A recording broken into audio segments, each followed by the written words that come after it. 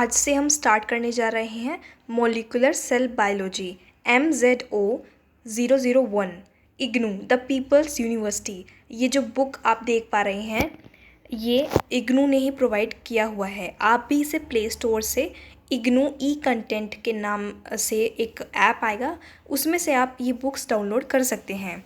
तो सबसे पहले हमें इसमें फर्स्ट ईयर में जूलॉजी में टोटल 8 एग्ज़ाम्स होंगे, 8 थ्योरी पेपर होंगे। तो उनमें से फर्स्ट यही है मोलिकुलर सेल बायोलॉजी। तो इसका सिलेबस मैं आपको कराए जाऊंगी। ये 4 टोटल ब्लॉक्स हैं, इसमें 4 ब्लॉक्स हैं। तो ये मोलिकुलर सेल बायोलॉजी फर्स्ट हम पढ़ रहे हैं। तो इसमें फर्स्ट है यूकैरियोटिक साइटोस्केलेटन। इसमें 4 यूनिट आ जाएंगी। यूकैरियोटिक सेल, उसका structure, functions, actin filaments, microtubules, intermediate filaments. ठीक है, अब हम इसमें पढ़ने वाले हैं block first eukaryotic cytoskeleton. Unit first उसमें हम पढ़ेंगे। Eukaryotic cell structure and function. Cell the basic unit of life. सबसे पहले हम सेल के बारे में पढ़ेंगे। Cells are often called the microscopic building blocks of the body and constitute organic molecules like nucleic acid, proteins, carbohydrates and lipids। तो ये इसकी डेफिनेशन हो जाएगी।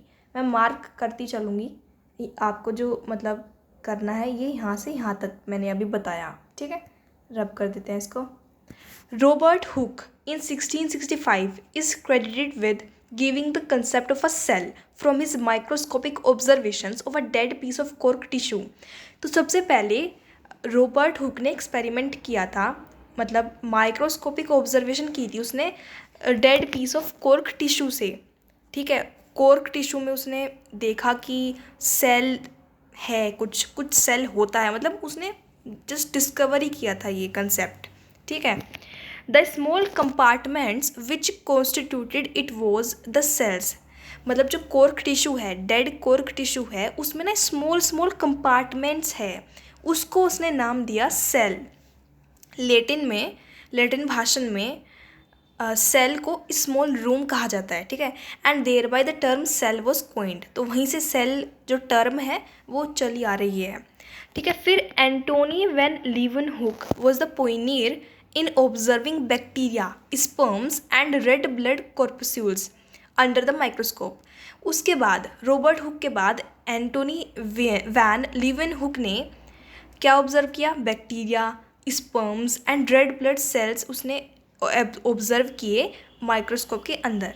ठीक है, अब all living beings including plants, animals and other organisms like bacteria are made up of one cell या फिर trillions of cells put together। Cells are considered to be the basic unit of life and are surrounded by plasma membrane। सेल की बाहरी outer covering क्या होता है? Plasma membrane filled with a jelly like fluid called cytoplasm. Cell के अंदर क्या होता है? Cytoplasm. These tiny fluid filled cells carry out several biochemical reactions essential for an organism for growth and survival। ठीक है, ये हमने इसकी थ्योरी पढ़ ली। अब हम इसकी स्ट्रक्चर देखते हैं। ये दी हुई है इसकी स्ट्रक्चर। ये लेफ्ट हैंड साइड पे प्लांट सेल है एंड राइट हैंड साइड पे एनिमल सेल है। तो हम देखते हैं एनिमल सेल पहले। इसमें ये फ्लैजिलम दिया हुआ है, ये है फ्लैजिलम। ठीक है, सीलिया और फ्लैजिला के बारे में हम आगे पढ़ेंगे, क्या क्या इनमें डिफरेंस है एंड ये किस यूज़ में आते हैं। ठीक है, ये इसके नीचे जस्ट ये जो दे रखा है ये बसाल बॉडी दी हुई है। देन गोल्जी कॉम्प्लेक्स है। ठीक है, ये गोल्जी कॉम्प्लेक्स है। इसका ब्रश का साइज़ मुझे पेंसिल करना पड़ेगा। ठीक है, ये जो दिया हुआ है इसमें ये है गोल्जी कॉम्प्लेक्स। ठीक है, फिर आकर गैप जंक्शन, परोक्सीजोम जो ये गोलाकार है, ये परोक्सीजोम्स है। फिर ये लाइजोसोम हो गए, ये स्मॉल कंपार्टमेंट्स दिए हुए हैं जो आप लोग इसको ऐसे जूम करके देख लो, ठीक है। ये प्लाज्मा मेम्ब्रेन दी हुई है, ये जो येलो येलो फ्लूइड है जिसमें। फिर ये माइटोकॉन्ड्रिया दिया हुआ है, ये दो माइटोकॉन्ड्रियन कॉन्ड्रियन एक सिंगुलर फॉर्म को कहते हैं, ठीक है। माइटोकॉन्ड्रिया प्लूरल को कहते हैं। देन माइक्रोट्यूब्यूल्स दी हुई हैं, माइक्रोफिलामेंट्स, फ्री राइबोसोम्स दिए हुए हैं, अटैच्ड राइबोसोम्स। मतलब ये पूरा जो है स्ट्रक्चर है सेल वॉल की। इसमें प्लांट सेल और एनिमल सेल में डिफरेंस देख लो कहाँ पे आएगा। क्लोरोप्लास्ट में आएगा सबसे पहले, ठीक है, और प्लाज्मोडेस्माटा में आएगा। बाकी सब सेम है, बस इसमें एक तो वैक्यूल है प्रेजेंट, एक क्लोरोप्लास्ट है, एक प्लाज्मोडेस्माटा है। ये तीनों जो है इसमें सिर्फ ये डिफरेंस है, बाकी बिल्कुल सेम है animal cell and plant cell, ठीक है। तो आप ये देख लेंगे। नेक्स्ट चलते हैं, अब करेंगे हम structure function of eukaryotic cell. सबसे पहले हम कैसे बता सकते हैं कि कोई सेल प्रोकैरियोटिक है या यूकैरियोटिक? तो इसमें जो मेनली हम देखते हैं वो देखते हैं एब्सेंस और presence of a true nucleus in the cells of an organism is an important defining feature by which cells are considered as either prokaryotes or eukaryotes, ठीक है। सबसे पहले एक ट्रू न्यूक्लियस होता है। देखो प्रोकैरियोट्स के अंदर कोई भी न्यूक्लियस नहीं होता, कोई भी ट्रू न्यूक्लियस नहीं होता। In prokaryotes there is no elaborate nucleus, while in eukaryotes the constituents of the nucleus are separated by a membranous envelope। एक प्रॉपर एनवलप दिया होता है जिसको हम न्यूक्लियस कहते हैं, ठीक है। अब आ गया दूसरा पॉइंट दिया हुआ है इसी पैराग्राफ में, हम यही पैराग्राफ पढ़ रहे हैं ये वाला, ठीक है। अब दूसरा पैराग्राफ में, इसी पैराग्राफ में दिया हुआ है दूसरा पॉइंट कि प्रोकैरियोटिक सेल्स जो चीफली उनके पास होता है वो बैक्टीरिया और माइकोप्लाज्मा में, ठीक है। और eukaryotic cells have specialised compartments called organelles to play different roles in the cell. भाई उसमें तो सब कुछ ही होता है ना। देखो हमने इसमें देखा है, इसमें क्या क्या होएगा, peroxisome, lysosome, plasma membrane, mitochondrion, microtubules, microfilaments, ribosomes, ये सब होते हैं, ठीक है, यूकैरियोटिक सेल में। और प्रोकैरियोटिक सेल में इसके एग्जाम्पल क्या होते हैं, जैसे बैक्टीरिया और माइकोप्लाज्मा, ठीक है। Prokaryotic cell chiefly include bacteria and mycoplasma. और यूकैरियोटिक तो all animals and plant cell है ही इसका एग्जाम्पल। ये एग्जाम्पल्स की बात हो गई। Next, according to the concept of cellular evolution, one of the early eukaryotic cells ate a prokaryotic or a prokaryote by engulfing it, and the two cells formed a symbiotic association। क्या मतलब है इसका कि मतलब कुछ concept देते हैं cellular evolution के, कि इस पहले क्या हुआ होगा कि जो ये अर्ली यूकैरियोटिक सेल है उसने एक प्रोकैरियोट को खा लिया होगा, है ना, एट कर लिया होगा, एनग्लव कर लिया होगा ऐसा, ठीक है। And the two cells formed a symbiotic association. फिर वहाँ से ये दोनों सेल्स जो हैं प्रोकैरियोटिक यूकैरियोटिक दोनों सिम्बायोटिक एसोसिएशन में फॉर्म हुए हैं, फॉर्मेशन हो गई वहीं से। तो the engulfed cell behaved as an organelle. जो एनग्लव्ड सेल है यानी कि प्रोकैरियोटिक है ना, प्रोकैरियोट जो है वो एक ऑर्गेनल की तरह काम करेगी, बिहेव करेगी within the eukaryotic cell that engulfed it. भाई यूकैरियोट ने उसे एनग्लव किया और प्रोकैरियोट एनग्लव हुआ, है ना, ये कंफ्यूज मत होना। Eukaryotic chloroplast and mitochondria which maintain their own genomes are thought to have evolved from bacterial cell living in large cells, ठीक है, ये हो गया। अब हम पढ़ेंगे सब सेलुलर ऑर्गेनल्स। तो इसमें हम सबसे पहले सीलिया और फ्लैजिला के बारे में पढ़ेंगे। देखते हैं ये पैराग्राफ पढ़ के क्या है इसमें। All eukaryotic cells show a basic structural model and are composed of two primary components. सबसे पहले cytoplasm and then nucleus. Subcellular organelles are the metabolically active and permanent residents within the cytoplasm of the cell. They are either membrane bound or without membrane with definite shapes and specialised functions. ठीक है, हम ये आगे पढ़ेंगे। तो सीलिया और flagella में हम अब डिफरेंस देखते हैं क्या है। तो मैंने मतलब पहले के नोट्स रखे हैं मेरे पास इसी बुक के, है ना। ये अभी हुआ है 2024 में ही एमएससी जूलॉजी लागू हुई है, तो इसके नोट्स शुरू में ही बना लिए गए थे। थोड़े बहुत मतलब आप लोगों के समझ में पता नहीं आएंगे या नहीं आएंगे, बट फिर भी कुछ पॉइंट्स मैं ऐड करके आपको दे दूँगी। ठीक है, डिस्क्रिप्शन में आपको मिल जाएगा, कुछ ही मिलेंगे, मतलब ज़्यादा ओवरव्यू नहीं है, बस पॉइंट टू पॉइंट लिखा हुआ है उसमें। तो सीलिया और फ्लैजिला को हम पॉइंट टू पॉइंट अब एक्सप्लेन करेंगे। ठीक है, मैं अपने नोट्स में से देख के एक्सप्लेन करूँगी। अभी इसी पैराग्राफ को तोड़ के मतलब लिखा हुआ है। तो many free living eukaryotic cells such as protozoa and other microorganisms have involved in cellular locomotion or to move substances along the cellular surfaces। ठीक है, ये हो गया। अब अगर प्रोजेक्शंस प्रेजेंट है लार्ज नंबर्स में और शॉर्ट है, if projections are present in large numbers and are short resembling the hairs की तरह दिख रहे हैं, दे आर कोल्ड सीलिया। अब हम यहाँ पे जर्नली सीलिया और फ्लैजिला में डिफरेंस देख रहे हैं। तो इसमें दिया हुआ है कि दीज प्रोजेक्शंस और लोकोमोटरी ऑर्गेनेल्स, जो मतलब किसी भी ऑर्गेनिज्म को मूव करने में, मूवमेंट कराने में हेल्प करती है, वो क्या है, project from the cell surface, cell के सरफेस से ही वो इमर्ज आउट होगी।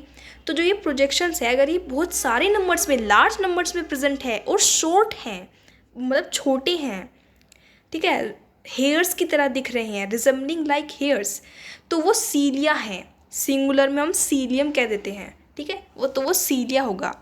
लेकिन अगर जो प्रोजेक्शंस है वो लॉन्ग है, मतलब बड़े हैं, बट फ्यू इन नंबर्स, मतलब नंबर्स में कम है पर प्रोजेक्शंस जो हैं वो लॉन्ग है, मतलब बड़े बड़े हैं, हेयर्स जो है बड़े बड़े हो जाएंगे यहाँ पे, और नंबर्स में थोड़े फ्यू ही होंगे, तो उनको कहेंगे फ्लैजिला। तो उनको हम कहेंगे फ्लैजिला।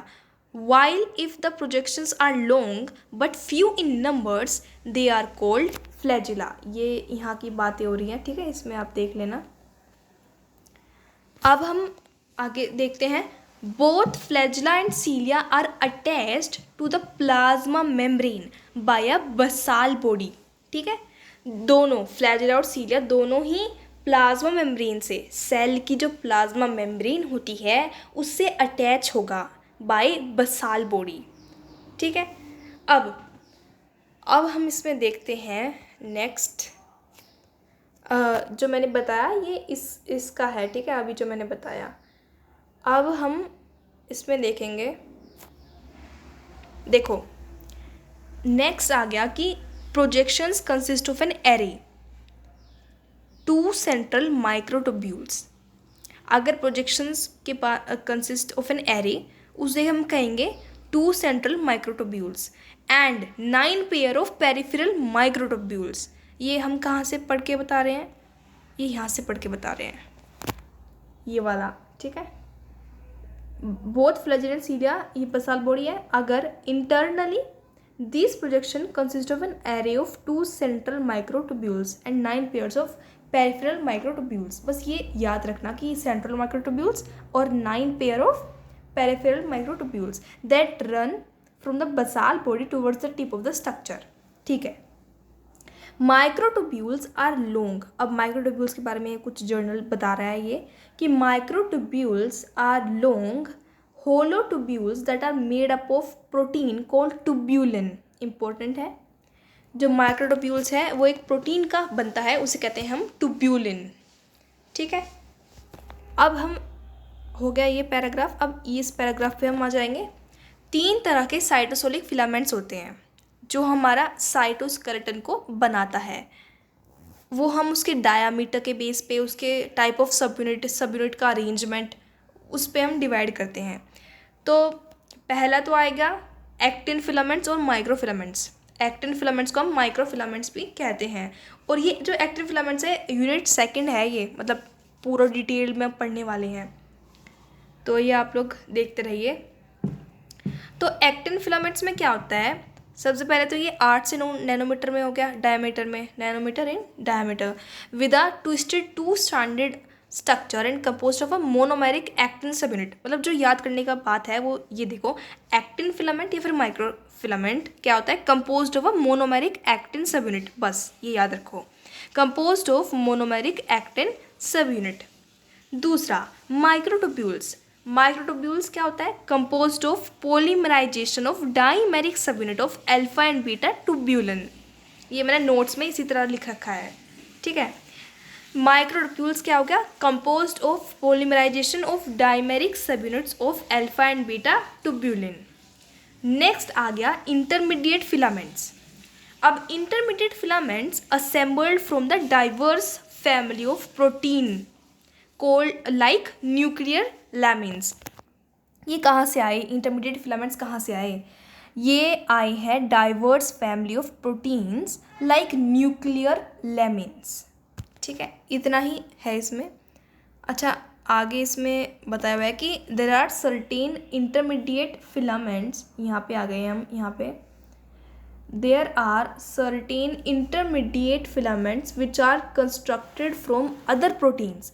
कुछ इंटरमीडिएट जो फिलामेंट होते हैं वो अलग प्रोटीन से हम उसको कंस्ट्रक्ट कर सकते हैं, एक्सप्रेस्ड इन स्पेसिफिक टिश्यूज़, जैसे कि डेस्मिन। डेस्मिन कंटेनिंग फिलामेंट्स, अरे डेस्मिन कंटेनिंग फिलामेंट्स इन मसल सेल्स। मसल सेल्स में डेस्मिन होता है, डेस्मिन कंटेनिंग फिलामेंट्स पाए जाते हैं, ठीक है। एक सेकेंड, इसमें पूरा कर लेते हैं। अब केराटिन कंटेनिंग फिलामेंट्स इन एपिथेलियल सेल्स। तो केराटिन कंटेनिंग फिलामेंट्स इन एपिथेलियल सेल्स, जो केराटिन है वो कहाँ पे, एपिथेलियल सेल्स में पाया जाता है। फिर आ गया विमेंटिन कंटेनिंग फिलामेंट्स इन मीजेनकाइमल सेल्स। जो मीजेनकाइमल सेल्स होते हैं उसमें क्या होता है, विमेंटिन कंटेनिंग फिलामेंट्स पाए जाते हैं। तो ये हम क्या पढ़ रहे हैं, ये वो इंटरमीडिएट फिलामेंट्स है जो कि दूसरे प्रोटीन से बने हुए हैं, तो उनके एग्जाम्पल है ये। तो 3 हमने पढ़ लिए, डेस्मिन जो मसल सेल्स में पाया जाता है, केराटिन जो कि एपिथेलियल सेल्स में पाया जाता है, और विमेंटिन जो कि मीजेनकाइमल सेल्स में पाया जाता है। अब हम पढ़ते हैं आगे इसमें दिया हुआ है कि जो एक्टिन माइक्रोफिलामेंट्स है वो डेंसली डिस्ट्रीब्यूटेड है apical region of the lumen of intestinal epithelial cells, forming dense microvilli and connected with cell junctions. Microvilli कुछ नहीं होता, प्लाज्मा मेम्ब्रेन का ही एक मॉडिफाइड वर्जन होता है, वो हम आगे पढ़ेंगे। प्लाज्मा मेम्ब्रेन जब हम पढ़ेंगे ना तो आएगा ये, ठीक है। सरफेस एरिया बढ़ जाता है इसमें। चलो आगे पढ़ते हैं। Lamin intermediate filaments are distributed in the inner nuclear membrane. फिर microtubules lie in the close proximity to the major cell organelles such as the endoplasmic reticulum, Golgi complex and vesicles. अब इसमें देखो ये दिया हुआ है, जो मैंने ये आपको पढ़ाया है इस पैरा में, ठीक है। इसमें एक तो आप याद कर लेना, ठीक है। जैसे कि हमने ये पढ़ा है, डेस्मिन पढ़ लिया है, एंड देन केराटिन पढ़ लिया है, विमेंटिन पढ़ लिया है, एक्टिन माइक्रो में हमने पढ़ लिया है कि इंटेस्टाइनल एपिथेलियल सेल्स में ये पाए जाते हैं। कुछ ही आप लोग को ये पढ़ना है। देन हम इसकी अब स्ट्रक्चर देखते हैं फ्लैजिला की। तो ये हो गया फ्लैजिलम, ठीक है। नेक्स्ट ये जो निकल रहे हैं ये सीलिया हो गया, और ये प्लाज्मा मेम्ब्रेन है, ये सेंट्रल माइक्रोट्यूब्यूल है इसमें, एंड देन ये पेरिफेरल माइक्रोट्यूब्यूल है ऊपर की तरफ, ठीक है। ये इतना इम्पोर्टेंट नहीं है, आप लोग ये फ्लैजिला और सीलिया ये हो गया, ठीक है। वीडियो बड़ी हो जाएगी, हम सेल वॉल नेक्स्ट वीडियो में कवर करेंगे, तो हम रोज़ वीडियो अपलोड करेंगे, तो आप लोग बने रहिए।